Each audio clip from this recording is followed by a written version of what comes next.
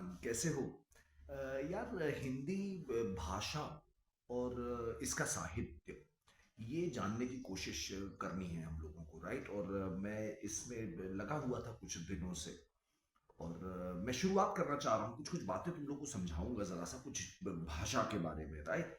So let's try and see कि मैं कर पाता हूँ या नहीं, राइट? देखो, भारत में 22 भाषाएं हैं जो लिस्टेड हैं शेड्यूल 8 में, राइट? मैं उन भाषाओं को एक बार अल्फाबेटिकली तुम्हारे सामने पढ़ रहा हूं और कुछ चीजें नोटिस करना, जरा कुछ चीजें नोटिस करना, ठीक है? असमीज भाषा जो है, असम में बोली जाती है, राइट? इसकी अपनी खुद की भी कुछ और डायलेक्ट्स हैं, जिसमें अधिकतर लोग किताबें इस समय लिख रहे हैं, उसको मान लो एक स्टैंडर्ड असमीज लैंग्वेज है। डायलेक्ट्स और भी होंगे इस, राइट? लोअर असम में अलग बोली जाती है, अपर असम में अलग बोली जाती है, राइट? इनका एक, लेकिन एक स्टैंडर्ड फॉर्म है इसका, एक स्टैंडर्ड रजिस्टर जिसको बोलते हैं अक्सर लिंग्विस्ट हमको आपको डराने के लिए, राइट? तो हम लोग जरा चीजों को सिंप्लीफाई करने की कोशिश कर रहे हैं यहाँ पे।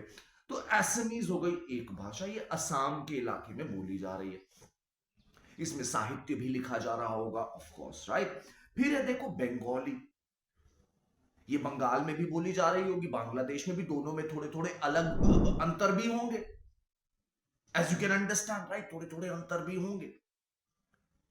किसको तुम भाषा बोल रहे हो और किसको तुम डायलेक्ट बोल रहे हो, ये बहुत इंपॉर्टेंट डिस्टिंक्शन है यार। What you are calling a language and what you are calling its dialects, उपबोली किसे बोल दे रहे हो तुम, ये बहुत इंपॉर्टेंट डिस्कशन। और कमाल की बात यह है, दुनिया के सभी कठिन क्वेश्चंस का कोई आंसर नहीं होता है ना, तो इसका भी कोई उत्तर नहीं कि कैसे भाषा है, कौन सी डायलेक्ट है, क्या इसका कोई सेट क्राइटेरिया है? तो इसका उत्तर एक शब्द में है, नहीं।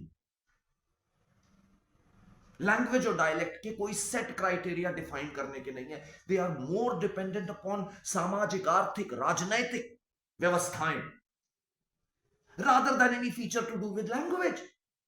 तो पहले तो ये बात दिमाग में थोड़ी सी बैठाओ और अपने डिस्कशन को आगे बढ़ा रहा हूं, ठीक है? गुजराती, ये गुजरात में बोली जा रही है, चलो समझ में आती है। अब एक बड़ी प्रॉब्लमैटिक वर्ड आ जाता है यार, हिंदी। हिंदी कहां बोली जा रही है, कहां बोली जा रही है, कहां बोली जा रही है? कहीं कोई कहता है हिंदी बेल्ट है, कहीं कोई कह रहा है कि 9 राज्य है, 9 स्टेट्स हैं जिनकी स्टेट लैंग्वेज, ऑफिशियल लैंग्वेज जो है हिंदी है। आधी से अधिक जनसंख्या भारतवर्ष की हिंदी भाषी बताई जा रही है, इनके भी बहुत सारे डायलेक्ट हैं। किस हिंदी का जिक्र हो रहा है, ये बहुत इंपॉर्टेंट प्रश्न है। फिलहाल के लिए अभी हिंदी को छोड़ के थोड़ा आगे बढ़ो, just to prove a couple of things to you, right? तो हिंदी को साइड में रखो जरा एक सेकेंड, हिंदी को समझना थोड़ा सा इंपॉर्टेंट है, क्योंकि बहुत बड़ी रीजन में बोली जा रही है। बाकी भाषाएं तो छोटे छोटे हिस्से में। आगे बढ़ रहा हूं लिस्ट को लेके। कन्नड़, चलो समझ में आता है, एक द्रविडियन भाषा है यार, कर्नाटका में बोली जा रही है, इसके भी डायलेक्ट्स होंगे, ऑफ कोर्स होंगे। टोटल 22 भाषाएं हैं, इसमें से 15 इंडो आर्यन है, 4 द्रविडियन है, 2 तिब्बतो बर्मन है और 1 ऑस्ट्रो एशियाटिक, ठीक है? तो कन्नड़ हमने, असमीज डिस्कस किया, बंगाली देखा, गुजराती ओके, हिंदी थोड़ा सा समझ में आया, ज्यादा नहीं आया। कन्नड़, कश्मीरी भी समझ सकते हैं यार, कश्मीर में बोली जा रही है, okay fair, no problem.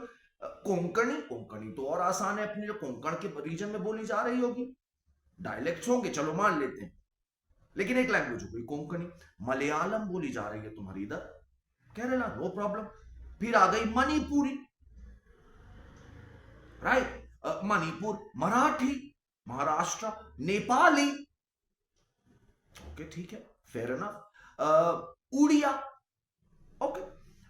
Punjabi, Punjabi क्या है लैंग्वेज, समझने की कोशिश करेंगे, फिलहाल के लिए बात को भी आगे बढ़ा रहे हैं। एक है संस्कृत, फिर आ रही है सिंधी, फिर आ रही है तमिल, तेलुगु, और फिर आ जा रही है उर्दू।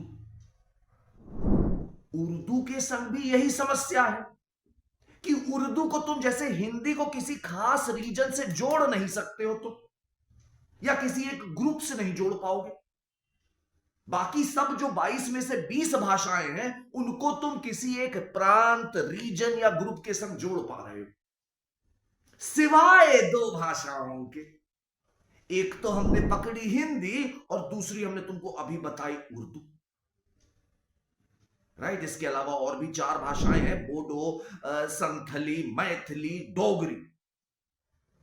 ये सब छोटे छोटे ग्रुप्स की हो गई।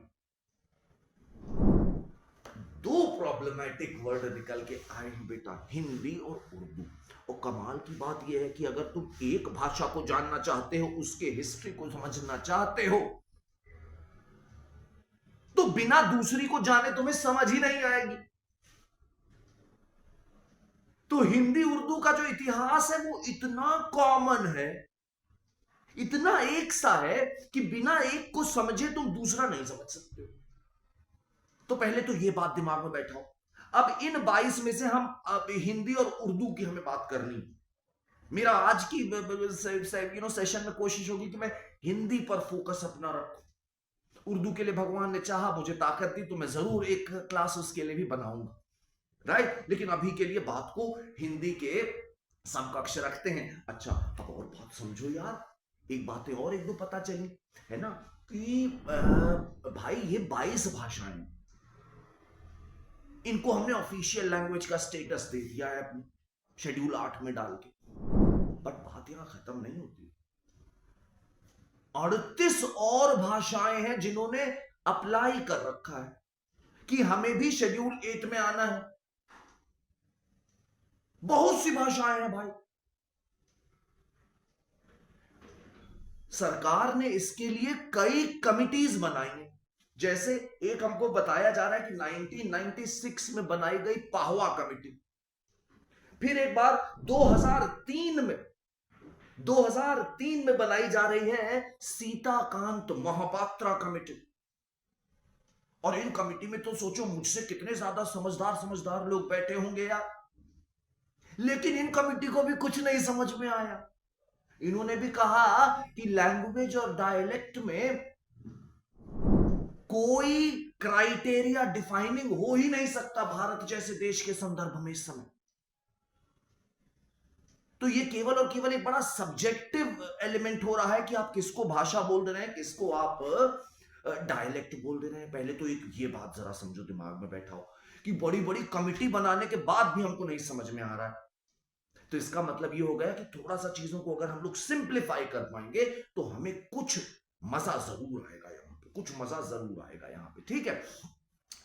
चलो आओ थोड़ा सा और बात को आगे बढ़ाते हैं। अगर तुम्हें ये 2-3 बातें समझ में आई तो अब सबसे बड़ा प्रश्न ये आ रहा है बेटे कि हिंदी आखिर हम कह किसे रहे हैं। हिंदी देखो मेरे पास बच्चे एक दो मैप्स हैं जो मैंने थोड़े से प्रिंट आउट निकलवाए हैं। जो मेरे बहुत स्वीट से एडिटर हैं वो ये मैप्स यहाँ पर तुम लोग को दिखा भी देंगे, आई एम श्योर स्क्रीन में। ये मेरे हाथ में भी कुछ मैप हैं, ठीक है। ये देखो जरा सा, अगर तुम इस समय भारत के एक मैप को अगर देख रहे हो, भाषा के मैप को, तो ये जो पूरा रेड वाला एरिया तुम्हें दिख रहा है ना बेटे, ये हिंदी स्पीकिंग जोन है। ये सारे के सारे जो हैं ये वो स्टेट्स और रीजन है, राजस्थान, मध्य प्रदेश, यूपी, बिहार, हिमाचल, उत्तराखंड, जहां पर हिंदी इस समय एक ऑफिशियल लैंग्वेज राज्य की बताई जा रही है। यहां पे बोली जाने वाली भाषा को हिंदी बोल दिया जा रहा है, ऐसा कहा जा रहा है, ठीक है। तो अब इसमें तो यार बहुत सारी लैंग्वेज होंगी, जैसा कि तुम समझ सकते हो भाई। जब ये सोचो ना कि इतने बड़े एरिया में कितने डायलेक्ट्स होंगे इसके यार, तो तुम किसे लैंग्वेज कह रहे हो, किसे डायलेक्ट कह रहे हो, ये समझना थोड़ा सा जरूरी है। ये देखो अब एक मैप, ये देखो जरा बेटा, ये भी बहुत सुंदर मैप है। ये तुमको दिखा रहा है पूरे, देखो ये पूरा इंडो आर्यन भाषाएं हैं, इसके नीचे द्रविडियन भाषाएं, ये पूरी इंडो आर्यन भाषाओं का ग्रुप हमें दिख रहा है। यानी कि ये सब समान है, ये सब संस्कृत से ही निकल के आ रही हैं। तो इनमें कुछ समानताएं, ग्रामर की समानताएं, वोकैबुलरी की समानताएं, स्ट्रक्चर की समानताएं जाहिर सी बात है। ठीक है, लेकिन हम कह रहे हैं कि ये तुम्हारा पंजाब और सिंध से छोड़ के जो लाल वाला राजस्थान से जो रीजन है, राइट, यहां से लेकर के बिहार तक का जो येलो वाला एक रीजन है, उड़िया है नीचे और बंगाली है, ये बिहार वाला जो रीजन है, यहां तक को हम बोल रहे हैं कि ये हिंदी भाषी राज्य है। ये हिंदी भाषी राज्य है। ठीक है, तो इस बात को अगर थोड़ा सा हमें समझना है तो बेटा मैं चाहूंगा कि तुम थोड़ा सा इसके बैकग्राउंड में मेरे संग घुसो। ठीक है, allow me to take you slightly deeper here, right. और मैं थोड़ा पीछे लेके तुम्हें चलता हूँ अपनी स्टोरी में, अपने नोट्स में कंसल्ट ऑफ कोर्स करता रहूंगा। देखो, ऐसा समझो कि यार तुम्हारे जो प्राकृत के टाइम थे, प्राकृत का टाइम जो था तुम्हारा, राइट, समझ लो एक 400 बीसीई 300 बीसीई के आसपास का टाइम मान लो तुम प्राकृत का। तो इस समय भारतवर्ष में करीब 6 से 7 रीजनल डायलेक्ट्स या भाषाएं बताई जा रही हैं, सब अलग अलग तर्ज पे संस्कृत से प्रभावित, अलग अलग सीमाओं तक संस्कृत से प्रभावित हैं, आई शुड से, राइट। ये 6-7 जो ग्रुप है, राइट, इनका नाम मैं तुम्हारे सामने एक बार ले रहा हूं, जरा सुनना। एक को बोल रहे हैं ब्राचड़, ब्राचड़ प्राकृत, फिर है केकेय, कैकेय, फिर है टक, 3 हो गए अपने। अब सुनो, शौरसेनी, राइट, महाराष्ट्री, अर्धमागधी और मागधी। ठीक है, ये हमें भाषाएं बताई जा रही हैं प्राकृत काल में। धीरे धीरे हम लोगों ने पुराने अपने वीडियोस में थोड़ा थोड़ा ये जाना है, समझा है बेटा, कि ये प्राकृत जो है धीरे धीरे इवॉल्व होती गई, और जैसे जैसे इनमें किताबें विताबें लिखी गई, वो किताबें फैली, राइट, तो इन किताबों से भाई भाषा भी फैली, अलग अलग रीजन्स में फैली होगी। Must have been a beautiful process, right. तो ये धीरे धीरे अपभ्रंश बन गए। यही जो 6-7 नाम हमने तुम्हारे सामने लिए, यही तुम्हारे अपभ्रंश के ग्रुप भी कहलाते हैं। इनको कहते हैं ब्राचड़ अपभ्रंश, कैकेय अपभ्रंश, टक अपभ्रंश और शौरसेनी, अर्धमागधी और मागधी तो तुमने जरूर सुन रखे होंगे, मुझे उम्मीद है। ठीक है, तो ये तुम्हारे ग्रुप बन के आ रहे हैं अपभ्रंश के, जो 500 सीई के आसपास से तुम मान सकते हो कि एक्टिव हो गए।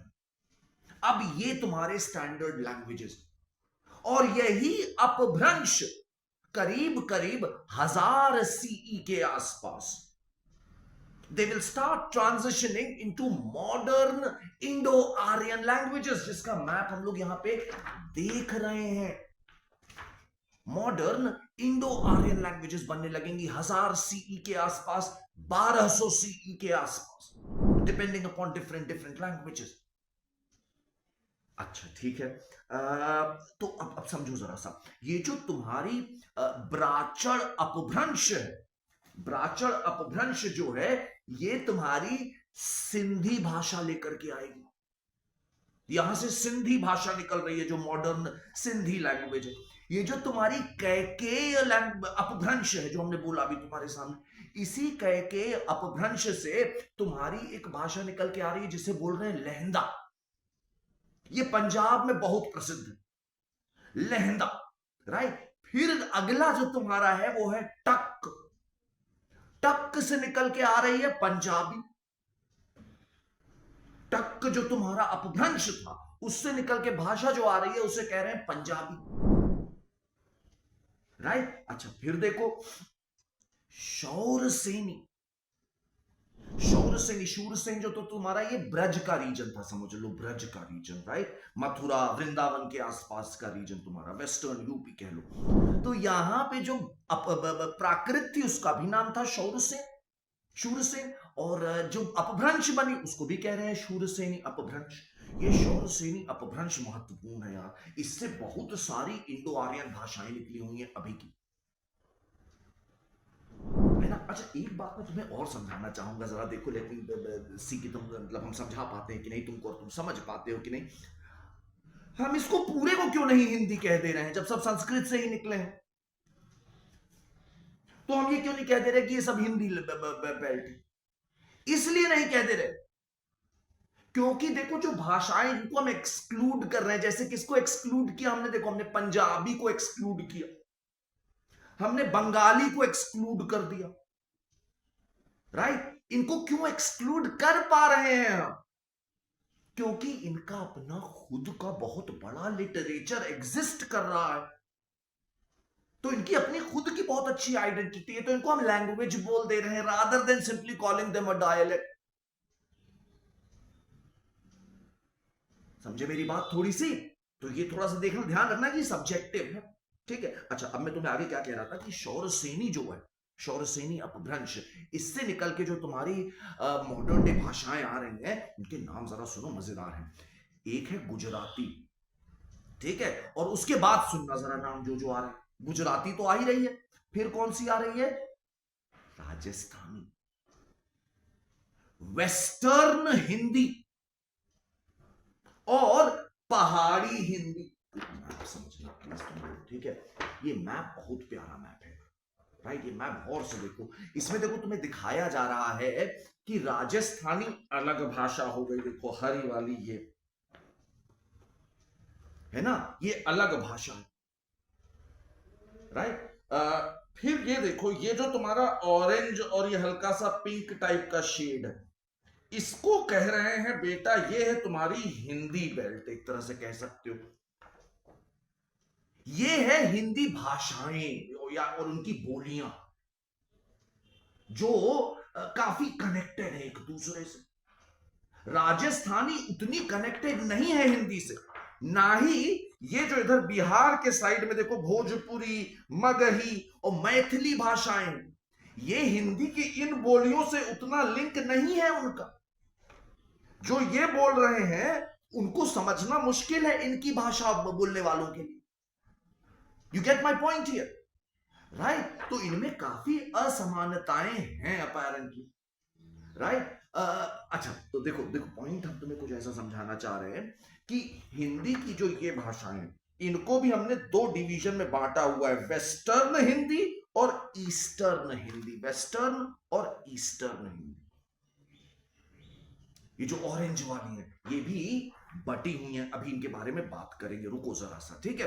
अब अर्ध मगधी पे कौन आ रही है? देखो अर्ध मगधी जो है, मागधी, इससे निकल के आ रही है ईस्टर्न हिंदी। अर्ध मागधी से निकल के आ रही है ईस्टर्न हिंदी, और जो मागधी है उससे निकल के आ रही है तुम्हारी बिहारी, बंगाली, असमिया, उड़िया। ये सारी मॉडर्न भाषाएं निकल के आ रही हैं मागधी अपभ्रंश से। समझे मेरी बात? तमाम राजनैतिक कारणों से, तमाम राजनैतिक कारणों से हिंदी को राष्ट्रीय भाषा के तौर पे जब प्रोजेक्ट किया जा रहा था, तो बहुत सारे राज्यों ने हिंदी को अपना लिया, in spite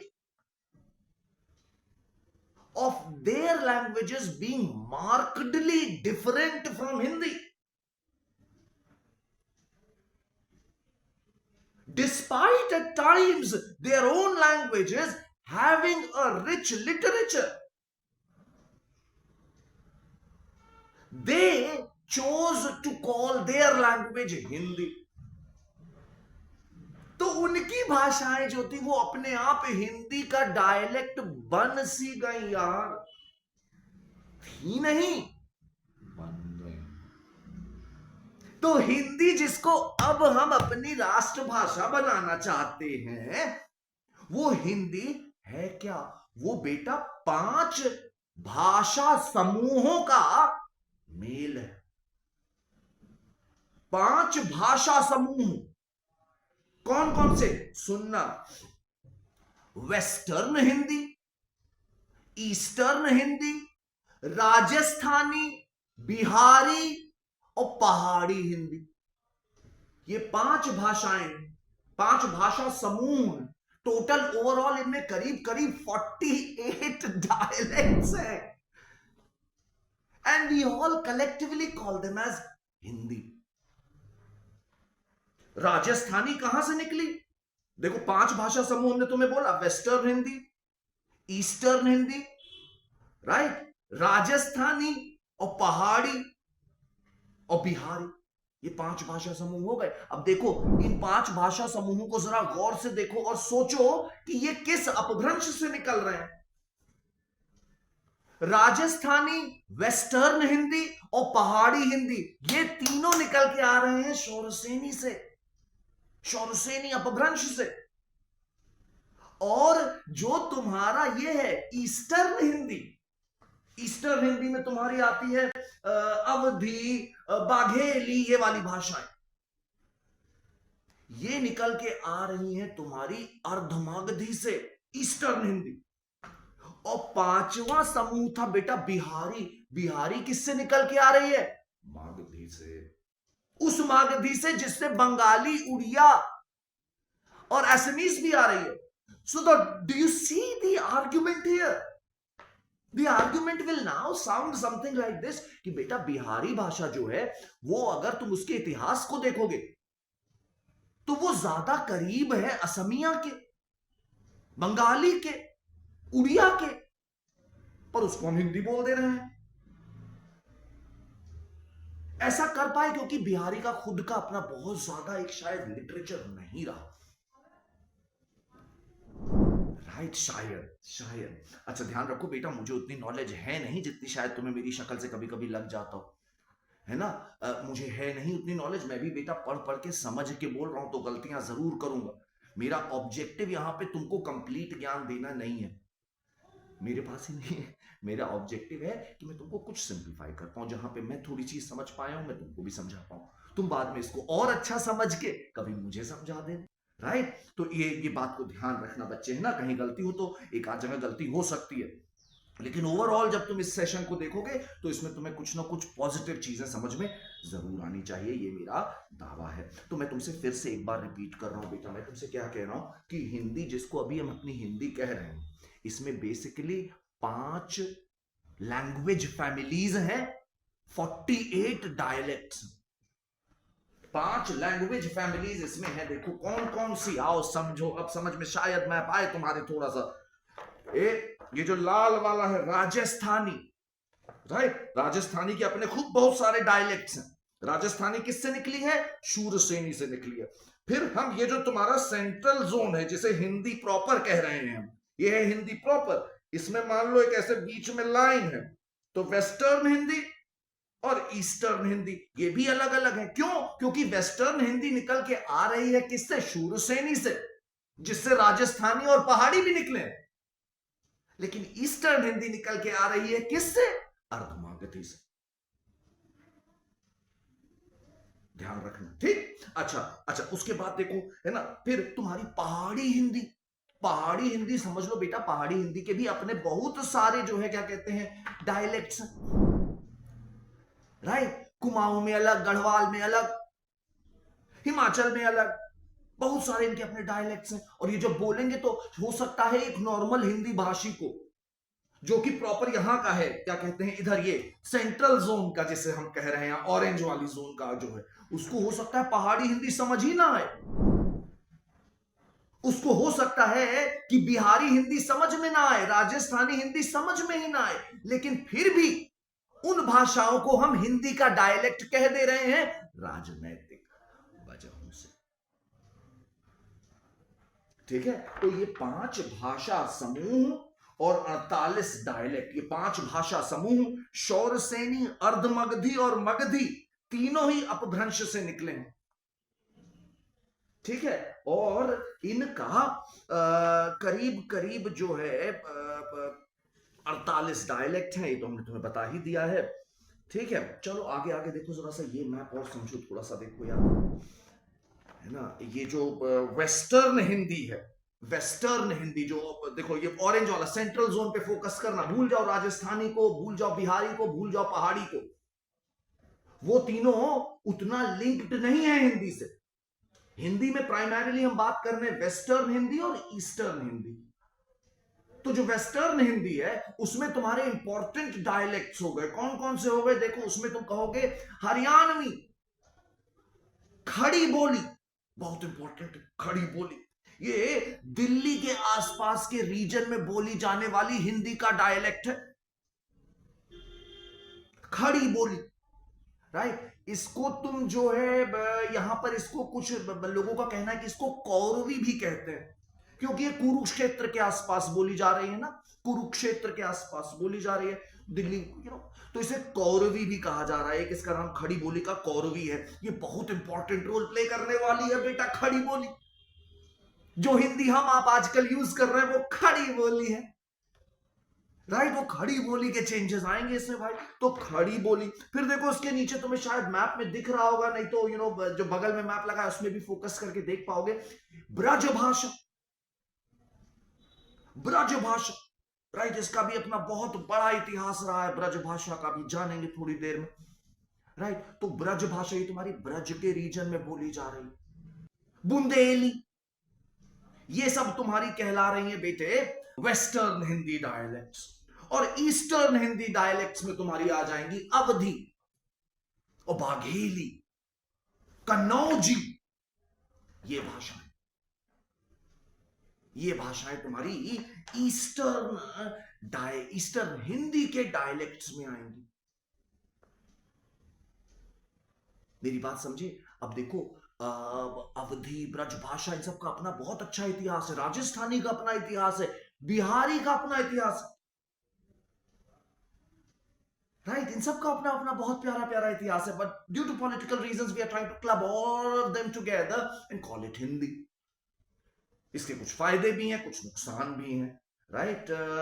but anyway we will not get into that right now. तो ये देखो ना, ये हो गए, देखो इसने क्या लिखा है, जो ऑरेंज एरिया है ये दिखा रहा है एक्चुअल डायलेक्ट्स, और जो ग्रीन एरिया है वो दिखा रहा है पॉलिटिकल डायलेक्ट्स। तो ये बहुत प्यारा मैप है ना। ये पॉलिटिकल डायलेक्ट्स जो है वो हिंदी भाषा से उतना रिलेटेड नहीं है, ये हम और आप मान सकते हैं, ठीक है। तो अगर ये बात तुम्हें समझ में आती हो तो अब मैं जरा बात को और आगे बढ़ा करके तुम्हें हिंदी का थोड़ा सा इतिहास, मतलब साहित्य का थोड़ा सा इतिहास और बता दूं, ठीक है। तो हिंदी के पीरियड को टिपिकली, हिंदी हिस्ट्री के पीरियड को टिपिकली 3 हिस्सों में बांटा जा रहा है ना। आदिकाल, आदिकाल को कभी कभी ये लोग वीर गाथा काल भी कह देते हैं, कुछ कुछ किताबों में ये बोला जा रहा है कि 1000 से लेके मोटा मोटा 1500 सीई तक है, ठीक है, मान लेते हैं यार, नो प्रॉब्लम। अच्छा, उसके बाद बोला जा रहा है कि आ रहा है मध्यकालीन हिंदी, राइट, या इसको कभी कभी बोल रहे हैं रीतिकाल, ये बोल रहे हैं 1500 से 1800, और उसके बाद ये कह रहे हैं कि ये आधुनिक काल है। कुछ लोग 1800 से मान रहे हैं, कुछ लोग 1850 से मान रहे हैं। अपने को फर्क नहीं पड़ना चाहिए इन छोटे छोटे डिसएग्रीमेंट से, क्योंकि अपना काम है सिंप्लीफाई, एक टॉपिक को समझना ताकि बाकी टॉपिक्स को समझने में ये हमारी मदद करे, ठीक है। तो मैं यहां से बात को थोड़ा सा आगे बढ़ा रहा हूं, मैं तुम्हें कुछ कुछ इनकी डिटेल्स देना चाहूंगा कि कैसे डेवलपमेंट हो रही है हिंदी की। तो देखो, हम तुम्हें बताते हैं कि भाई आदिकाल ये करीब करीब 1000 से शुरू हो रहा है, 1000 सीई से हम कह रहे हैं कि अब हिंदी हमको दिखने लग रही है, अपभ्रंश से हट करके अब हिंदी के फीचर्स हमें दिखने लग गए हैं। अपभ्रंश के फीचर्स कम होते जाएंगे, हिंदी के फीचर्स बढ़ते जाएंगे, अब ऐसा करके कुछ कहा जा रहा है, ठीक है। धीरे धीरे तुमको मालूम होगा यार, 1000 सीई के बाद जाहिर सी बात है तुर्क भी भारत में आने लगते हैं, राइट, तुर्क आने लगेंगे। अच्छा, इसी 1000 से 1500 के बीच में भक्ति काल भी आएगा, राइट। और इसी समय के दौरान जो है तुम्हें बहुत सारे सूफी लोग भी देखने को मिलेंगे, पर्शियन, टर्किश, ये मूवमेंट भी धीरे धीरे भारत में आने लगेंगे, and that will also have a influence. अच्छा देखो, दिल्ली का जो रीजन रहा, दिल्ली, क्योंकि भाई जब इल्तुतमिश बने सुल्तान तो उन्होंने लाहौर से शिफ्ट करके कैपिटल कर दिया इधर दिल्ली। तो दिल्ली के आसपास, दिल्ली में जो कोर्ट स्थापित हुआ उसकी कोर्ट की जो वो थी ऑफिशियल लैंग्वेज वो थी पर्शियन। लेकिन नॉर्मल बोलचाल आसपास, दिल्ली के आसपास जो जनता थी वो क्या बोल रही थी? वो बोल रही थी खड़ी बोली कौरवी। तो इस खड़ी बोली कौरवी में धीरे धीरे पर्शियन, तुर्किक, अरबी, ये सारे इन्फ्लुएंस आने लग गए। इसी का नाम पड़ गया देहलवी, हिंदवी, हिंदुस्तानी। राइट, जब ये दक्खन गई भाषा, जब भाई तुगलक और खिलजीज ने इसको एक्सपैंड किया, सल्तनत को पेनिनसुला में लेके गए, तो भाषा भी गई है, वहां जाके कहलाई दक्षिणी। 1780 में जाके एक इंसान ने इस भाषा को बोल दिया जबान है उर्दू। उर्दू एक टर्किश वर्ड था जिसका मतलब था कैंप, क्योंकि कैंप में यह भाषा बनी थी, लोगों ने आपस में बातचीत करने के लिए बनाई थी यह भाषा।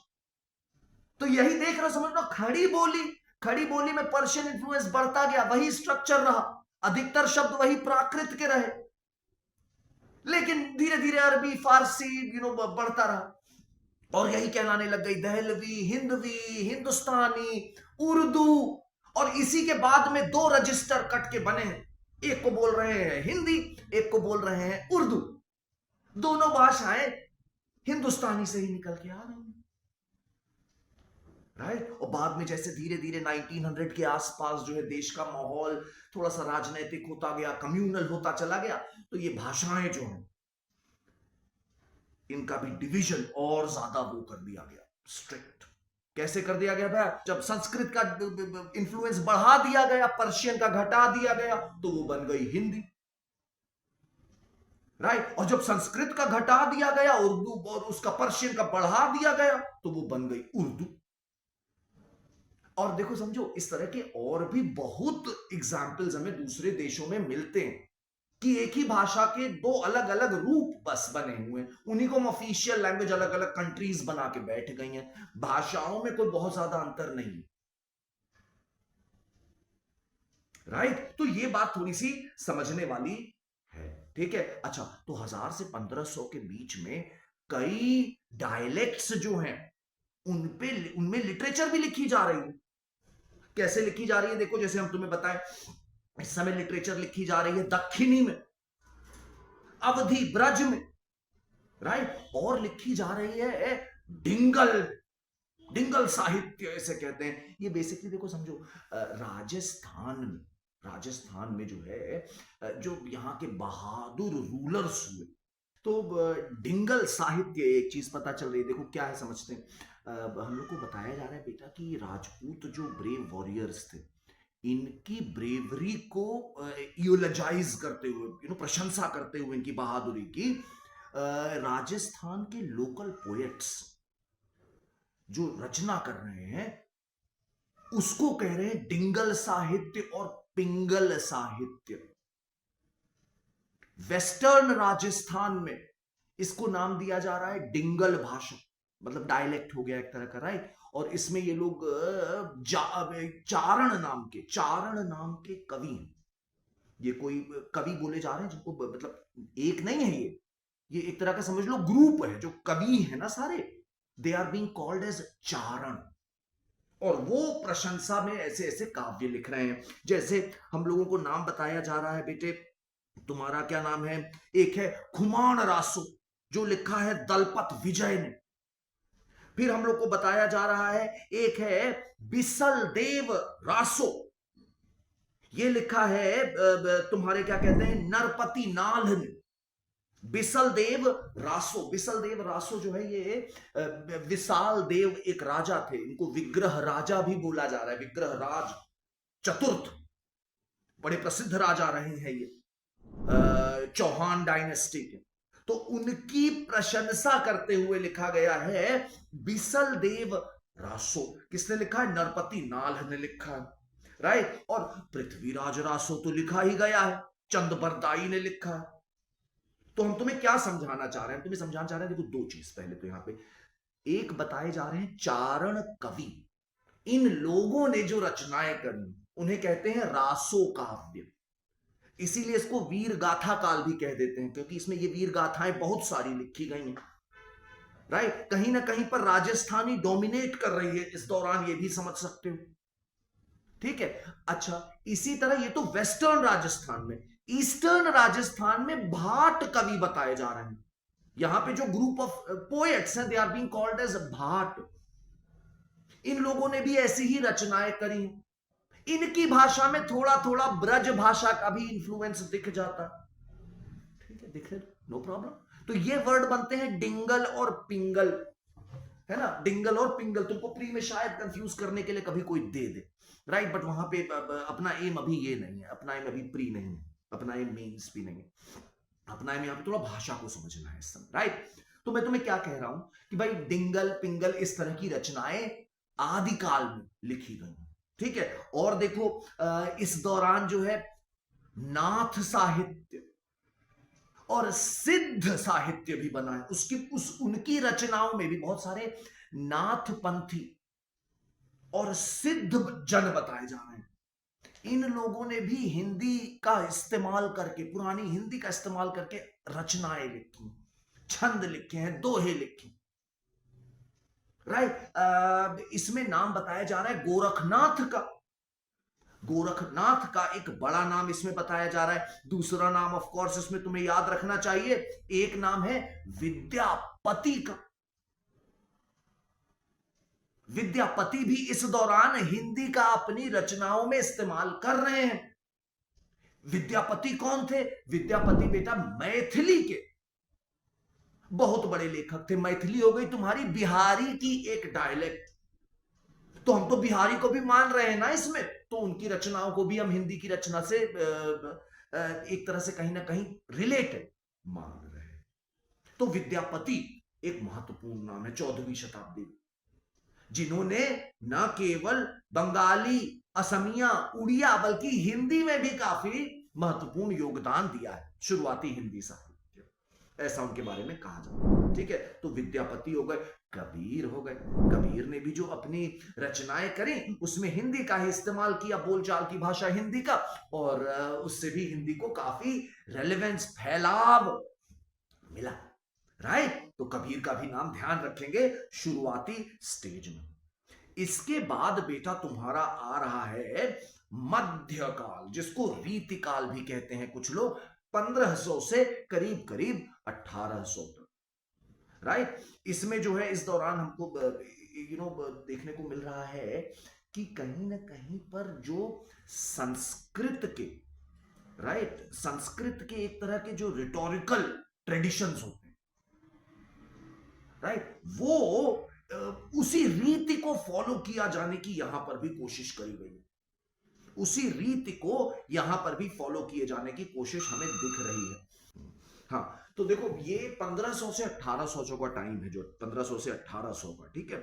इसमें तुम्हें क्या क्या, जाहिर सी बात है यार, टर्किश पर्शियन इन्फ्लुएंस तो बढ़ेगा ही, राइट। भक्ति का इन्फ्लुएंस भी रहेगा, राइट। ये पूरा टाइम, अच्छा एक बात और समझो कि भाई 1498 से पुर्तगाली भी तो आ गए थे, उसके बाद डच आए, फिर ब्रिटिशर्स आए, फ्रांसीसी आए। तो हम क्या कह सकते हैं कि इस दौरान धीरे धीरे यूरोपियन इन्फ्लुएंस भी हिंदी में, हिंदी भाषी क्षेत्रों में नजर आने लगा, शुरू हो गया, ऐसा करके जरूर समझा जा सकता है। ठीक है। अच्छा, इस दौरान 1500 से 1800, एक बात ध्यान रखो कि धर्म कहीं ना कहीं समाज में एक बड़ी महत्वपूर्ण भूमिका निभा रहा है 1500 से 1800। Why am I saying it? क्योंकि यार ये समझो कि इस दौरान जितनी भी अधिकतर रचनाएं हमको देखने को मिल रही हैं, वो जानते हो कहां से निकल के आ रही हैं, मतलब किन भाषाओं में निकल के आ रही हैं? कृष्ण की एरिया की भाषाएं और राम के एरिया की भाषा।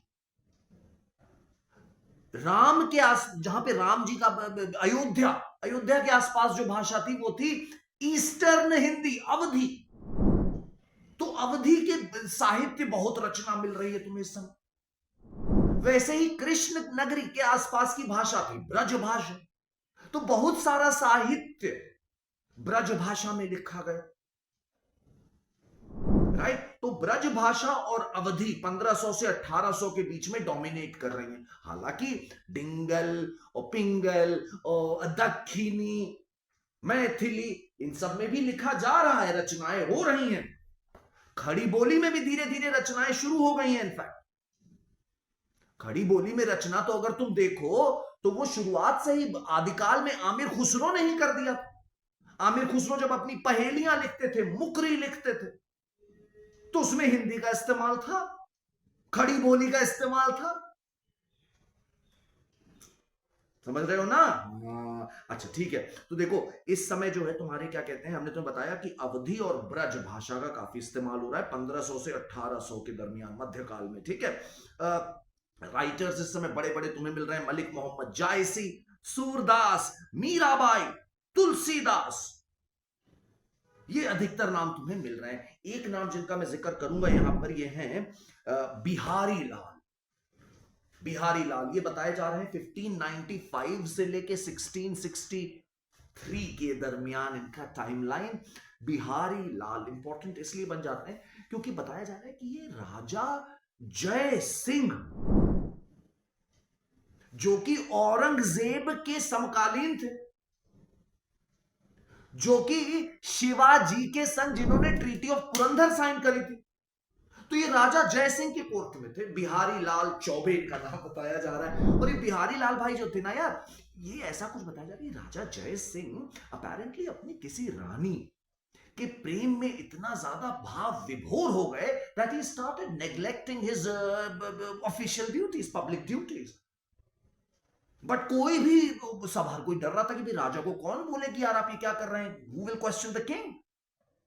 तो ऐसा बोला जाता है कि बिहारी लाल ने उनको एक दोहा लिख के भेजा, एक कपलेट लिख के भेजा, और वो कपलेट को पढ़ने के बाद जयसिंह को एहसास हुआ कि यार वो थोड़ा गलत कर रहे हैं, और उन्होंने उसके बाद बिहारी लाल से कहा कि आप रोज मुझे एक दोहा लिख के भेजा करिए। और बाद में उसका एक कंपाइलेशन बना जिसको कहते हैं सतसई, सतासई ऐसे कह सकते हो, या Satsai, I am not too sure about the translation. ये ब्रज भाषा में लिखा गया है। राजा जय सिंह के कहने पर बिहारी लाल ने लिखा है, इसे कह रहे हैं सतसई ब्रज भाषा। Early examples of literature in various dialects of Hindi. एक नाम ये भी ध्यान रखना। अच्छा, इसके बाद बेटा 1800 के आगे तुम्हें जानना है कि अब शुरू हो रहा है कहीं ना कहीं पर आधुनिक काल, मॉडर्न एरा, राइट। इस समय की बातों को जानना बड़ा इंटरेस्टिंग है यार। देखो है ना, ये कहीं ना कहीं पर गोल्डन एज भी कह सकते हो तुम हिंदी लिटरेचर का, क्योंकि अब इसमें तुम्हें तमाम जॉनर्स देखने को मिलेंगे।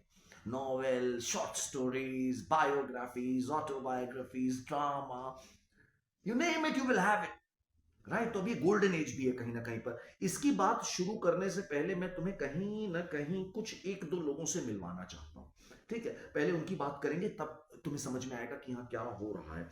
सबसे पहले तुम्हें यहाँ पर मैं बताऊंगा तुम्हें एक नाम, जिसका नाम है जॉन बॉर्थविक गिलक्रिस्ट। ठीक है, ये कौन है यार? ये इंसान 1759 से लेके 1841 तक इनका टाइमलाइन है। 1759 से 1841। ये स्कॉटलैंड के रहने वाले एक सर्जन थे और एक भाषाविद, लिंग्विस्ट। ठीक है, लिंग्विस्ट थे ये। और ये है जो भाई बड़े कमाल के आदमी है यार, गिलक्रिस्ट। मतलब समझ लो हिंदुस्तानी भाषा की पहली डिक्शनरी इन्होंने बनाई। हिंदुस्तानी भाषा, आई होप तुम समझ रहे हो कि हिंदुस्तानी भाषा में किसको कह रहा हूं, जो हिंदी और उर्दू की पेरेंट लैंग्वेज हो गई। तो हिंदुस्तानी भाषा ये जो है ना, ये इनको समझ में आया यार। ये इंडिया पहुंचे, ईस्ट इंडिया कंपनी के लिए काम कार्यरत थे, ये पहुंचे इंडिया में। इन्होंने जब जगह जगह घूमे तो इन्होंने कहा यार यहाँ पे पर्शियन तो किसी को आती ही नहीं है, और पर्शियन हम अपना सबको भाषा सिखा रहे हैं, अपने ऑफिसर्स को क्यों सिखा रहे हैं, क्या फायदा होगा? But people don't know Persian. So why are we doing it? So he realized that Hindustani is a language which is like a lingua franca across the northern part of subcontinent. तो इन्होंने देखा कि ये तो lingua फ्रैंका है, तो इन्होंने हिंदुस्तानी पे काफी रिसर्च किया। इनफैक्ट लॉर्ड वेलेस्ली का नाम आप सबने सुना होगा। लॉर्ड वेलेस्ली ने 1800 में फोर्ट विलियम कॉलेज खोला, इंग्लिश सिविल सर्वेंट्स को ट्रेन करने के लिए, उनको भारतीय भाषाएं सिखाने के लिए, कल्चर सिखाने के लिए। ये फोर्ट विलियम कॉलेज इन्होंने गिलक्रिस्ट के कहने पर, गिलक्रिस्ट की सलाह को मानते हुए खोला था। Fort William college, right. और उसके बाद इन्होंने जो है हिंदुस्तानी भाषा पे काफी रिसर्च किया, एक डिक्शनरी बनाई, और इन्होंने कई भारतीय आर्टिस्ट्स को, लेखकों को भी फोर्ट विलियम के संग ज्वाइन कराया और इंडिया की वर्नाक्यूलर्स पे काफी काम कराया। इंडिया की वर्नाक्यूलर भाषाओं पे काफी ज्यादा योगदान तुम गिलक्रिस्ट का मान सकते हो। अगर हिंदी की बात करें तो सुनो जरा इन्होंने क्या किया। एक नाम बताया जा रहा है लल्लू लाल, और ऐसे एक दो नाम और भी हैं, वो भी बहुत महत्वपूर्ण है, जैसे कि Sadal Mishra, Insha Allah Khan. These were all talented writers. इन्होंने सबको फोर्ट विलियम से जोड़ा और कहा कि अब तुम हिंदी में किताब लिखो या उर्दू में किताब लिखो, ट्रांसलेशंस करवाए। जैसे लल्लू लाल, ये इनका हिंदी साहित्य में बहुत बड़ा नाम है। लल्लू लाल का टाइमलाइन है बेटे, अगर चाहो तो ध्यान रखना, 1763 से लेके 1835 तक, राइट। लल्लू लाल जो है बेटे, इन्होंने फोर्ट विलियम के संग जुड़ करके कई बड़े बड़े कारनामे किए। क्या कारनामे किए? सबसे पहले तो इन्होंने प्रेम सागर नाम से 1810 में एक किताब पब्लिश करी, 1810 में, जिसको हिंदी का पहला लिटरेरी वर्क मानते हैं, खड़ी बोली का पहला लिटरेरी वर्क मानते हैं इसको। समझे मेरी बात? अब तुम शायद डिफरेंस समझ पा रहे हो कि ब्रज में, खड़ी बोली में थोड़ा थोड़ा, ज्यादा तो नहीं समझ पा रहे हो कि मुझे मालूम है, बट थोड़ा थोड़ा जरूर दिमाग में कुछ बत्ती जल रही होगी, मुझे उम्मीद है। तो मैं तुमसे क्या कह रहा हूं कि प्रेम सागर नाम की इन्होंने एक किताब की रचना करी, ट्रांसलेशन है एक्चुअली है, और इसको बोला जा रहा है कि ये हिंदी भाषा का, खड़ी बोली का पहला लिटरेरी वर्क है। फिर इन्होंने सिंहासन 32, बेताल 25, ये सब जो संस्कृत की भाषाओं में, संस्कृत में स्टोरीज थी, उनको हिंदी में ट्रांसलेट किया। जो बिहारी लाल की सतसई थी, उसको ब्रज भाषा से खड़ी बोली में ट्रांसलेट किया। समझ रहे हो ना? कौन भाषा है, कौन उसका डायलेक्ट है, ये कहना बहुत मुश्किल है, बहुत मुश्किल है, ठीक है। तो ये लल्लू लाल थे, ठीक है। लल्लू लाल को ध्यान रखना, और ध्यान रखना तुम गिलक्रिस्ट बाबू को, एडम गिलक्रिस्ट नहीं, जॉन बॉर्थविक गिलक्रिस्ट, जिन्होंने इंडियन वर्नाक्यूलर्स के लिए काफी काम किया हुआ है, राइट, फोर्ट विलियम के थ्रू। अच्छा, तो एक तो ये नाम, दो नाम मैंने तुम्हें बता दिए। अब मैं बात को थोड़ा आगे लेके चल रहा हूं, ठीक है। जब ये आधुनिक काल शुरू हुआ तो अंग्रेजी का इन्फ्लुएंस बहुत तेजी से होने लग गया। हिंदी में इंग्लिश का इन्फ्लुएंस, खड़ी बोली में इंग्लिश का इन्फ्लुएंस भी बहुत ज्यादा आने लगा, और उसी का नतीजा है जो अब देखो ना, अब हम लोग इंग्लिश बोल रहे हैं, ये भी एक तरह का भाषा का वही तो है, एवोल्यूशन है कि नहीं है? ठीक है। अच्छा, तो अब देखो, अब यहां पर क्या हो रहा है ना बेटे, शुरुआती टाइम में हम लोग ये कह रहे हैं कि कुछ बड़े नाम जानो, जैसे कि सबसे बड़ा नाम जो बोला जा रहा है, भारतेंदु हरिश्चंद्र।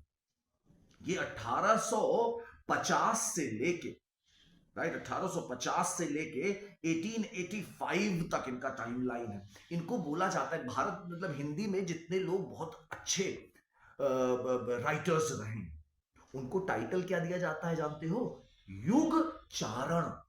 चारण समझे? जो वो लिखते थे वो रासो काव्य, तो युग चारण भारतेंदु को दिया जाता है, महावीर प्रसाद द्विवेदी को दिया जाता है, दिनकर को दिया जाता है, युग चारण, ठीक है। अच्छा, अब आगे बात को समझो जरा सा ना। भारतेंदु हरिश्चंद्र, इनका जो है पेन नेम बताया जा रहा है रस। इनका जो वो था पेन नेम, है ना, वो था रस। और इनकी जो प्रसिद्ध रचनाएं हैं वो बताई जा रही हैं अंधेर नगरी और भारत दुर्दशा। अंधेर नगरी और भारत दुर्दशा। ये भारतेंदु हरिश्चंद्र को ये भी कहा जाता है कि ये हिंदी रेनेसॉ के फादर, इसीलिए भारतेंदु युग, आधुनिक काल में जो पहला स्टेज है उसे कहते हैं भारतेंदु युग। फिर अगला आता है द्विवेदी युग, यह है महावीर प्रसाद द्विवेदी। फिर आता है छायावाद, और फिर आता है कॉन्टेम्पररी टाइम्स। तो ये 2-3 स्टेजेस और जरा सा समझ लो, फिर आई थिंक मैं संतुष्ट हो जाऊंगा, राइट। मैंने क्या बोला तुम्हें कि देखो, अंधेर नगरी इनका जो है एक बड़ा नाम है, और भारत दूरदर्शन, ये दो बड़े वर्क्स इनके बताए जा रहे हैं। इनको युग चारण भी कहा जा रहा है। एक और नाम ध्यान रखो, महावीर प्रसाद द्विवेदी का। ये 1864 से लेके 1938 तक इनका टाइमलाइन, राइट। और इन्होंने हिंदी भाषा जो थी खड़ी बोली पे बेस्ड, जो अब हिंदी निकल के आई, उसके स्टैंडर्डाइजेशन महावीर प्रसाद द्विवेदी की भूमिका अतुलनीय है, अद्वितीय। मतलब nobody else can have that claim. इन्होंने हिंदी लैंग्वेज, हिंदी राइटिंग को स्टैंडर्डाइज किया, लैंग्वेज को एक स्टैंडर्ड फॉर्म दी।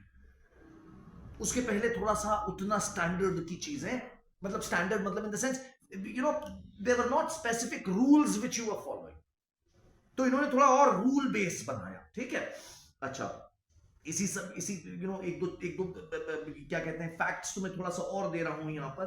पहला हिंदी भाषा का न्यूज़पेपर जो, उसको नाम दिया गया है उदंत मार्तंड।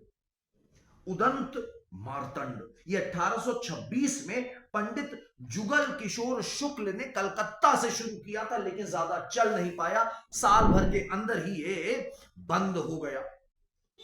उदंत मार्तंड ये पहला हिंदी भाषा का न्यूज़पेपर है। अच्छा, पहली मंथली मैगजीन हिंदी, ये कहलाती है सरस्वती। इसको 1900 में इसको चिंतामणि घोष ने इलाहाबाद से शुरू किया। चिंतामणि घोष ने इलाहाबाद से इसको शुरू किया, ठीक है। और 1903 से लेके 1920 तक इसके संपादक, मुख्य संपादक, इसके एडिटर, सरस्वती मैगजीन के एडिटर जानते हो कौन थे? वो थे Mahavir Prasad Dwivedi.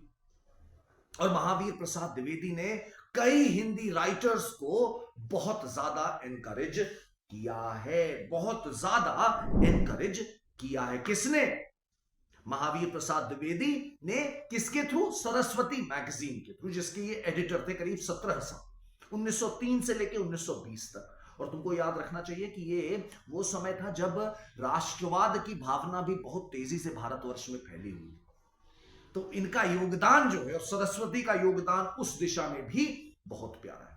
We must remember that as well, right? अच्छा, एक बात और याद रखो जरा सा, ये मैंने तो बताया ना कि ये महावीर प्रसाद द्विवेदी जो थे, he gave a lot of what should I say, encouragement to young Indian Hindi writers. इनकी बात शुरू करने से पहले मुझे एक बड़ा नाम तुम्हें और बताना चाहिए, और जरूर बताऊंगा। ये है धनपत राय श्रीवास्तव, बोले तो प्रेमचंद। जरा इनके बारे में पहले कुछ चीजें जानो, ये भी जरूरी और बहुत मजेदार आदमी है, राइट। इन्होंने उपन्यास सम्राट इनको कहा जाता है। इन्होंने हिंदी में और उर्दू में, हिंदुस्तानी में आई शुद्ध से, उपन्यास जो लिखे हैं वो गजब हैं। तो धनपत राय श्रीवास्तव, इनका बर्थ नेम, 1880 की पैदाइश और 1936 में इनका देहांत, राइट। शुरुआत में जब इन्होंने लिखना शुरू किया, राइट, तो इन्होंने अपना नाम रखा था नवाब। इनका जो वो था pen name, right, pen name जो था इनका वो था नवाब, राइट। और ये कहीं ना कहीं पर हिंदी और उर्दू में सामाजिक फिक्शन, मतलब रियल लाइफ से फिक्शन निकाल के लिखने की जो इनकी कला है, वो बहुत वंडरफुल, बहुत वंडरफुल है, राइट। इन्होंने कास्ट सिस्टम में जो कुरीतियां हैं, महिलाओं के ऊपर हो रहे अत्याचार, जो श्रमजीवी, जो तुम्हारे लेबरर्स हैं, उनके ऊपर हो रही प्रताड़नाएं, इन्होंने अपने नॉवेल्स में जो लिखी हैं, कि मतलब मैंने तो बहुत ज्यादा नहीं पढ़ा है बेटा, कि 2 ही 3 कहानियां शायद मैंने पूरी पढ़ी हैं, लेकिन इतना जरूर है कि कहीं ना कहीं पे झकझोर देने वाली रचनाएं हैं प्रेमचंद की, राइट। इनकी कुछ बड़े नाम जैसे मैं तुम्हें बताना चाहूं। देखो, सबसे पहले इन्होंने जो अर्लीस्ट वर्क लिखा उसे कहते हैं असरार ए माबिद। हिंदी में इसका नाम पड़ गया देवस्थान रहस्य। देवस्थान रहस्य, असरार ए माबिद, माबिद, ऐसे करके बोलना चाहिए शायद मुझे, राइट। तो ये इन्होंने जो है, जो प्रीस्ट्स होते हैं मंदिरों के, वो किस तरह से जो गरीब लोग हैं उनको किस तरह से परेशान करते हैं, है ना, महिलाओं के संग कैसा व्यवहार करते हैं, कैसे उनका शोषण करते हैं, इसको ध्यान में रखते हुए ये किताब लिखी। देवस्थान रहस्य इनकी पहली किताब थी। अच्छा, ये भी ध्यान रखो कि ये राष्ट्रवाद से बहुत ज्यादा प्रभावित हुए। पहले ये गोपाल कृष्ण गोखले के बहुत बड़े समर्थक थे, लेकिन फिर जब गोखले और तिलक में आपस में काफी ज्यादा तनातनी हो गई, तिलक बिकेम एक्सट्रीमिस्ट फैक्शन के लीडर बन के जब तिलक निकले, तो ये धीरे से ही also became a supporter of Tilak, right. Partition of Bengal के समय पर भी जो है, अगर तुम देखोगे तो ये तिलक को समर्थन दे रहे थे। और अच्छा, इसके बाद जैसे और बताएं, गांधी जी से बहुत प्रभावित हुए, गांधी जी से बहुत प्रभावित हुए, है ना। अच्छा, और एक बात समझो, इन्होंने एक किताब लिखी सोज ए वतन, है ना। ये प्रेमचंद जो थे, पहले इनका हमने में क्या बताया कि initially his pen name was Nawab. इन्होंने किताबें अपनी नवाब पेन नेम से लिखी। तो इन्होंने एक किताब लिखी सोज ए वतन, मतलब सॉरोज ऑफ नेशन, राइट। ये किताब बैन हो गई, ये किताब बैन हो गई। ये उस समय सरकारी मुलाजिम थे, ये एजुकेशन डिपार्टमेंट में इंस्पेक्टर थे, डिप्टी इंस्पेक्टर। तो इनको लगा नौकरी भी जा सकती है, खतरे में रहेगी, तो इन्होंने जो है अपना पेन नेम उसके बाद बदल लिया। इन्होंने नवाब राय की जगह अब प्रेमचंद लिखना शुरू किया। एक दो लेख इन्होंने कन्हैया लाल मुंशी के साथ मिलके लिखे। तो वहीं से कुछ लोगों को लगने लगा कि इनका नाम मुंशी प्रेमचंद है। नहीं, पेन नेम इनका मुंशी प्रेमचंद नहीं, प्रेमचंद, ठीक है। अच्छा, खैर एनीवे, तो इन्होंने जो है क्या कहते हैं, अपना नाम इस तरह से बदल लिया, राइट। फिर उसके बाद इन्होंने 1914 में, जब इनको अब उर्दू में पब्लिशर्स नहीं मिल रहे थे, तो इन्होंने 1914 में फिर अब हिंदी में लिखना शुरू कर दिया। मतलब हिंदी की स्क्रिप्ट देवनागरी उसमें लिखना शुरू कर दिया। नस्तलिक स्क्रिप्ट जो उर्दू वाली थी वो छोड़ दी, ठीक है। भाषा तो वही रही, हिंदुस्तानी, राइट। अच्छा, एनीवे, तो अब हम तुम्हें क्या बताना चाह रहे हैं कि भाई 1920 में नॉन कोऑपरेशन मूवमेंट, असहयोग आंदोलन आया। प्रेमचंद कैसे पीछे रहते, ये भी जुड़े उससे। जब गांधी ने कहा that you should resign from the government of services, Premchand did. He had a pregnant wife, इनके अच्छे खासे और भी इनके जिम्मेदारियां थी, but he chose to resign. उन्होंने छोड़ दिया नौकरी अपनी बेटे। और उसके बाद से 1921 से लेके इनके आखिरी समय 1936 तक he faced financial difficulties, ill health, right, but he persisted and he wrote some wonderful work here. He wrote some wonderful work. गोदान, जिसमें वो होरी, एक वो है किसान, उसकी कथा इन्होंने बताई है, कैसे कि वो होरी जो है ना बेटा, देखो वैदिक एज से हम लोगों के वहां ना गाय को सबसे बड़ा धन समझा जाता। तो ये गरीब किसान है, ये कैसे चाहता है कि मैं भी एक बार गाय का, गऊ का दान करूं मैं। और उसके चक्कर में वो कैसे कैसे लोन लेता है, फिर कैसे कैसे एक चीज और खराब होती जाती है, फिर और खराब होती जाती है, और वो इंडेटेड, मतलब उधार के बोझ में मर जाता है, दब जाता है। तो इसकी कथा जो उन्होंने दी है वो है गोदान, राइट। फिर इन्होंने लिखी है क्या कहते हैं, कर्म भूमि। इसमें भी दिखाया गया है कि जो प्रोटैगनिस्ट है वो कैसे पहले जाकर के गांधी जी वाला रास्ता इख्तियार करता है, फिर बीच में वो उसे छोड़ करके अग्रेसिव वायलेंट स्ट्रीक अपनाने की कोशिश करता है, बट फिर उसे एहसास होता है कि ये सही नहीं है, और वो वापस गांधीयन थॉट पर लौट के आता है। बहुत गजब की स्टोरी है कर्म भूमि। फिर है गबन। गबन में तो इन्होंने क्या दिखाया है, इन्होंने दिखा दिया है, समझ लो आज की रियलिटी, कि कैसे मिडिल क्लास प्रिटेंड करने के लिए कि मैं बहुत रईस हूं, अपने आप के लिए खुद कुआं खोदता चला जाता है, बस शोशेबाजी। और फिर फाइनली उसे जाकर के गलत रास्ते इख्तियार करने पड़ते हैं, एम्बेजलमेंट और गबन करना पड़ता है। इस पर ये इनकी कहानी है गबन। बहुत सुंदर, राइट। फिर मानसरोवर एक इनकी कहानी है, रंगभूमि है, और एक बहुत प्यारी कहानी है, शॉर्ट स्टोरी इनकी, ईदगाह। राइट, एक बच्चा है हामिद, 4 साल का, राइट। वो अपनी अम्मी दादी के साथ रहता है, उसके मम्मी पापा का निधन हो चुका है अभी हाल फिलहाल में। उसकी मम्मी दादी जो है उनको कहानियां सुनाई रखती हैं कि अरे पापा गए हैं दूध लाने, मम्मी गई हैं बाजार, अभी आएंगी। एंड बच्चा फिर भी बड़ा ना पॉजिटिव माइंडसेट में, बहुत गरीब लोग हैं, ईद आती है ना, वो उसको केवल 3 पैसे की ईदी मिलती है।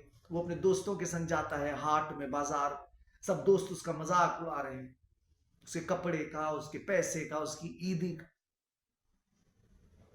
राइट। और फिर वो 3 पैसे से वो जाकर के फाइनली एक चिमटा खरीदता है अपनी दादी के लिए, क्योंकि हाथ जल जाते हैं जब वो रोटी सेकती हैं। और कैसे वो बच्चों को जस्टिफाई कर रहा है, छोटा सा बच्चा अपना बाल मन से आर्ग्यूमेंट दे रहा है।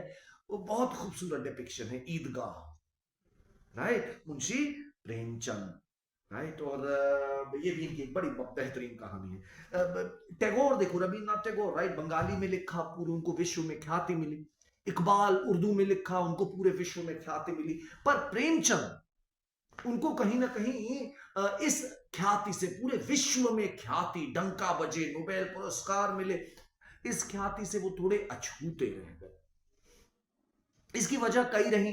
एक वजह जो ये हो सकती है कि कहीं ना कहीं के ट्रांसलेशंस बहुत अच्छे सही मौके पर मुहैया नहीं हुए। और दूसरी बात एक ये समझ सकते हैं कि यार ये खुद भी कभी विदेश इन्होंने जाकर के यात्रा और इस तरह से अगर किया होता तो शायद जाहिर सी बात है इनका फुटप्रिंट और बड़ा होता, right. But yes, undeniable Hindi और उर्दू के लिटरेचर में प्रेमचंद का कोई तोड़ नहीं। मॉडर्न हिंदी और उर्दू के लिटरेचर में प्रेमचंद का कोई तोड़ नहीं, right. So this is Munshi Premchand for you, right. Now coming back, तो ये तो एक दो नाम बड़े ध्यान ही रखना। अच्छा, मैं तुम्हें बता रहा था कि देखो पहला युग जो है आधुनिक काल में, उसको अक्सर बोलते हैं भारतेंदु हरिश्चंद्र युग, राइट, क्योंकि इनको इनको फादर ऑफ रेनेसां भी बोलते हैं। इसके बाद का जो युग है वो महावीर प्रसाद द्विवेदी का टाइम बोल दिया जाता है। इन्होंने 1903 से लेके 20 तक सरस्वती मैगजीन के एडिटर के तौर पे बहुत सारे यंग हिंदी राइटर्स को प्रमोट किया, जिसमें सबसे बड़ा नाम है मैथिली शरण गुप्त। क्या नाम है बेटा सबसे बड़ा? मैथिली शरण गुप्त। ये 1886 की पैदाइश और 1964 में इनका देहांत, मतलब इंडिपेंडेंस के बाद, राइट। ये द्विवेदी के शिष्य कह सकते हैं आप इन्हें, महावीर प्रसाद द्विवेदी इनके मेंटोर हैं, ऐसा लिखा जाता है, ठीक है। और मैथिली शरण गुप्त ने बहुत सारी नेशनलिस्ट पोएम्स और क्रिएशंस लिखी हैं। मैं कुछ नाम तुम्हारे सामने पढ़ रहा हूं। भरत भारती, रंग में भंग, These are some of his prime works। ये भी बताया जाता है कि इन्होंने जाकर के कुछ जैसे पहले संस्कृत में एपिक पोएम्स लिखते थे, महाकाव्य लिखते थे, उस तरह की रचनाएं इन्होंने हिंदी भाषा में लाने की भी कोशिश करी। और इन्होंने जयद्रथ वध लिखा, राइट, जयद्रथ वध, साकेत लिखा, यशोधरा लिखा, और नेशनलिज्म से भी प्रभावित थे। तभी तो देखो इनकी रचना का नाम है प्लासे का युद्ध।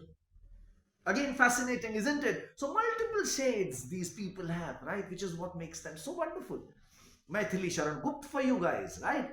अच्छा, इसका अगला रूप जो आता है, अगला स्टेज जो आ रहा है आधुनिक काल में, इसको बोल रहे हैं शैडोइज्म या छायावाद। इस समय बोला जा रहा है कि कहीं ना कहीं पर जो श्रृंगार रस या मुझे कहना चाहिए जो इरोटिक एलिमेंट है, पोएट्री, रोमांस का जो एलिमेंट है, वो बहुत तेजी से बढ़ जाता है पोएट्री। श्रृंगार रस का इस्तेमाल बहुत ज्यादा हुआ है छायावाद के समय पर।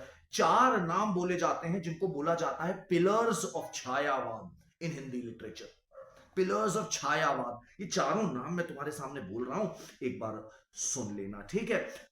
ये है जयशंकर प्रसाद, सूर्यकांत त्रिपाठी निराला, सुमित्रानंदन पंत और महादेवी वर्मा। महादेवी वर्मा को तो बेटा मॉडर्न मीरा भी कहा जाता है। So these are considered as 4 pillars of Chhayavad. और इसके बाद तुम्हारा कॉन्टेम्परेरी एरा शुरू होता है, इसमें बहुत प्यारे प्यारे लोग हैं यार। इसमें तुम्हारे जो है क्या कहते हैं, रामधारी सिंह दिनकर है, राइट, हरिवंश राय बच्चन है, और you know there are some wonderful people, right? There are some wonderful people. I would encourage you to know more about those names. मैं केवल नाम और उनकी रचनाएं पढ़ना नहीं चाहता, मैं चाहूंगा कि तुम थोड़ा सा खुद उनके बारे में देखो। जो तुम्हें एक दो लेखक अच्छे लगते हो उनकी कुछ रचनाएं पढ़ो। अभी भी देखो ना, कुछ अच्छे अच्छे हिंदी ऑथर्स हैं जो बहुत प्यारा लिख रहे हैं। निखिल सचान हो गए जैसे, हिमांशु वाजपेयी हो गए। These are guys who are writing very good Hindi work, definitely, right? So और ये पूरा जो डिजिटाइजेशन का एरा है, राइट, डिजिटाइजेशन का जो एरा है, this is also helping Hindi a lot. This is also helping Hindi a lot, right? So that was it, right? यही छोटी सी बातें मैं तुम लोगों को समझाना चाह रहा था। आई होप तुमको पसंद आई। God bless you, see you around, bye bye.